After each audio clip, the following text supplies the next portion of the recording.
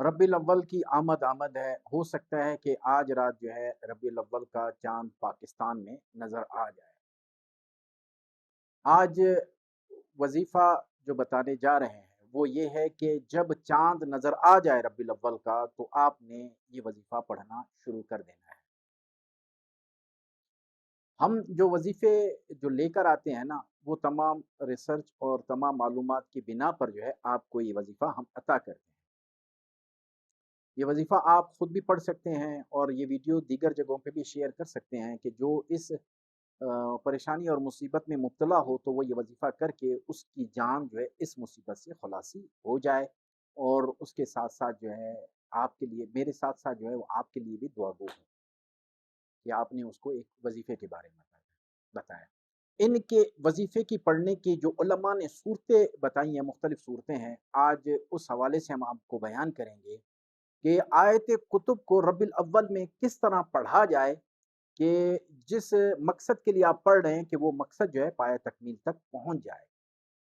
یہ آیت کتب جو ہے، یہ دو، جب بھی مطلقاً آیت کتب کہا جائے تو دو آیتیں ہوتی ہیں۔ ایک ہوتی ہے سورہ ال عمران کی آیت نمبر 154 154، اور دوسری جو ہے وہ ہے آیت کتب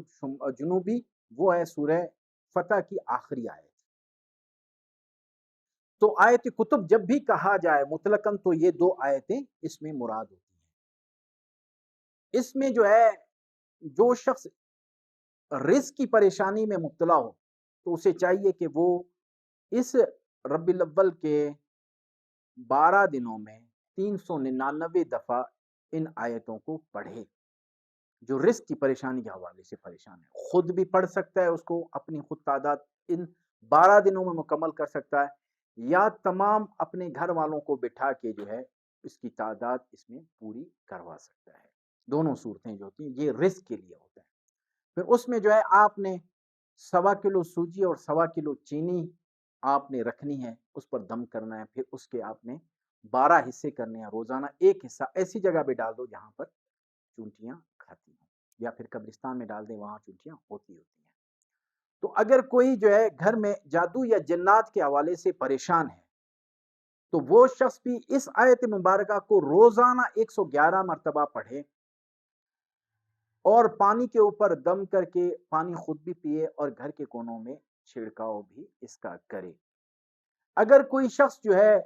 کسی ظالم حکمران کی وجہ سے پریشان ہے، یا کسی دشمن کی وجہ سے پریشان ہے، یا محلے داروں کی وجہ سے پریشان ہے کہ وہ آپ کے بارے میں غلط پروپیگنڈا کرتے ہیں، اور وہ پروپیگنڈا اس قدر بڑھ چکا ہے کہ ان کا جھوٹ بھی آپ کے بارے میں سچ لوگ سمجھتے ہیں کہ یہ سچ کہہ رہا ہے اس شخص کے بارے میں، اس قدر پروپیگنڈا کرتے ہیں۔ ان پروپیگنڈے کو ختم کرنے کے لیے بھی یہ آیت مبارکہ بڑی زبردست ہے۔ جیسے یہ چاند نظر آ جائے، دشمنوں میں پر غلبہ پانے کے لیے اس آیت مبارکہ کو آپ نے 41 دفعہ پڑھنی۔ آیت کتب کو روزانہ جو ہے 41 دفعہ 12 دن تک پڑھنا ہے۔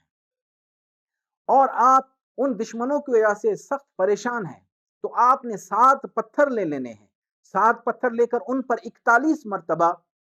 آپ نے ہر پتھر پہ آیت کتب پڑھ کر نا اس گھر کی طرف آپ نے پھینک دینے، اس سمت پہ پھینک دینے، تو انشاءاللہ جس قدر بھی ظالم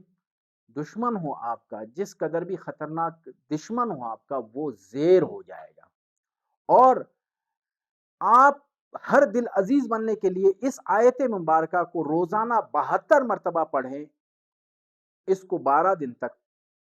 تو آپ ہر دل عزیز بن جائیں گے۔ جو مخالف ہے اور جو اس کے ساتھ جو بھی مخالف کے حمایتی تھے وہ تمام کے تمام جو ہے آپ سے جڑ جائیں گے اور آپ سے محبت کریں گے، اور آپ کے جو بھی مسئلے مسائل میں یہ لوگ آپ کی مدد کریں گے۔ یہ اس قدر پاورفل وظیفہ ہے۔ آپ ان دنوں کو، یہ بڑے بابرکت ایام ہیں، اس ایام کو جو ہے آپ نے غفلت میں نہیں گزارنا، خوب ذکر و اذکار کرنا ہے۔ ذکر و اذکار کر کے اپنی آخرت اور دنیا کو دونوں کو جو ہے بہتر بنانا ہے۔ یہ آیت مبارکہ ہے، جادو کے لیے بھی زبردست ہے، جنات کے لیے بھی بہت زبردست ہے، دنیاوی جتنی پریشانیاں ہیں ان کے لیے بھی آپ کے لیے زبردست ہے، رزق کے حوالے سے پریشان ہیں اس کے حوالے سے بھی یہ آیت مبارکہ بڑی زبردست، اس آیت مبارکہ کو پڑھیں. جب آپ نے 12 دن تک اس کو پڑھا، 41 دفعہ، 72 دفعہ، 399 دفعہ، 111 مرتبہ، یہ تمام چیزیں آپ نے اس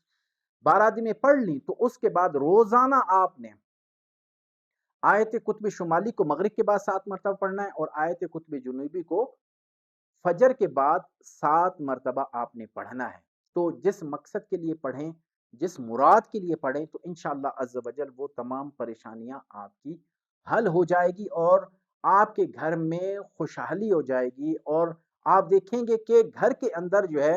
خوشحالی اور بہتر بہاریں آ جائیں گی. جو پریشانیاں، جو ٹینشن ہے، وہ تمام چیزیں جو ہے ختم ہو جائیں گی. یہ یاد رکھیں کہ جو وظیفہ بھی ہم دیں آپ کو، وہ وظیفہ آپ کامل یقین کے ساتھ پڑھیں، تو انشاءاللہ آپ کے جو مسائل ہیں وہ حل